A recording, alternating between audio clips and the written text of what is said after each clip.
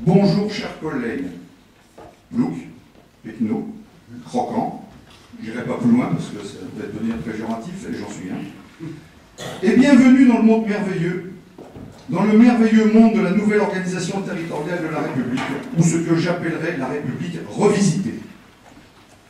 J'arrête là mon identification avec ces cerveaux trop musclés pour moi. Je suis trop rural et trop respectueux de nos institutions sans doute, et vous donnerai un point de vue en rapport avec ce que nous aimons tous ici, la gastronomie. Vous avez tous entendu ici ou là, dans les émissions qui passent à la télé tous les jours, l'émission culinaire qui foisonne, la notion de plat revisité. Je pense que tout le monde a entendu parler de plat revisité, c'est la mode. La quiche revisitée. Je suis un peu lorrain d'origine.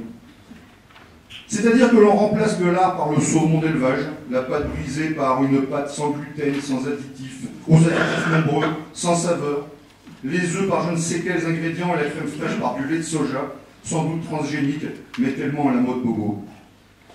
Quelle analogie.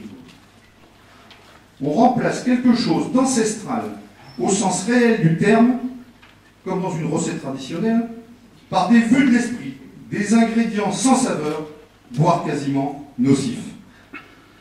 On remplace ces ingrédients, hélas d'un autre temps, ces ingrédients qui ont fait notre République.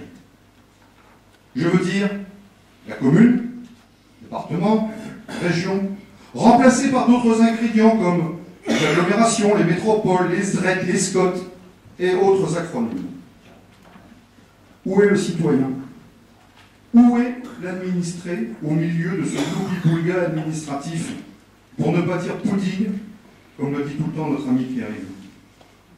Notre échelon communal, et qui plus est rural, est voué à disparaître.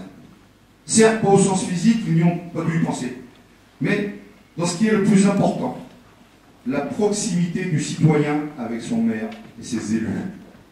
Ces élus, j'en ai quelques-uns aujourd'hui avec moi, ces élus, centaines de milliers de bénévoles qui tissent le lien social de notre République, qui œuvrent chaque jour pour l'intérêt commun. Commun, commune. Il est donc préférable, hélas, pour des gens sans doute très instruits, d'éloigner le citoyen du pouvoir décisionnel.